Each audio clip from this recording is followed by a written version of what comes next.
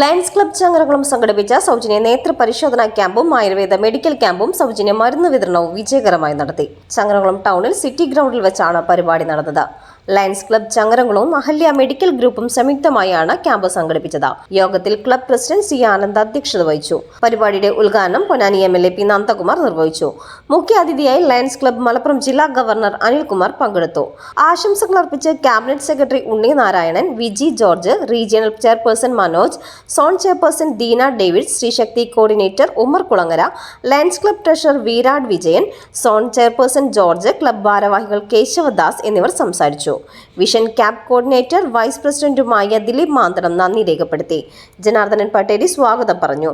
ക്യാമ്പിൽ ഏകദേശം 400 പേർ പങ്കെടുത്തു. എല്ലാവർക്കും സൗജന്യ പരിശോധനയും മരുന്ന് വിതരണവും നടത്തി. ക്യാമ്പിനായുള്ള സ്ഥല സൗകര്യം ഒരുക്കി നൽകിയ ബഷീർ സ്റ്റൈലോയ്ക്ക് നന്ദി അറിയിച്ചു. പരിപാടിക്ക് സാമ്പത്തിക സഹായം നൽകിയ Dhanesh Lena gold, Abdul Rajeeb food city, Pramod star health insurance, Rajeev അടയ്ക്ക കച്ചവടം എന്നിവർക്കും സംഘാടകർ നന്ദി രേഖപ്പെടുത്തി. CNTV ചങ്ങരംകുളം.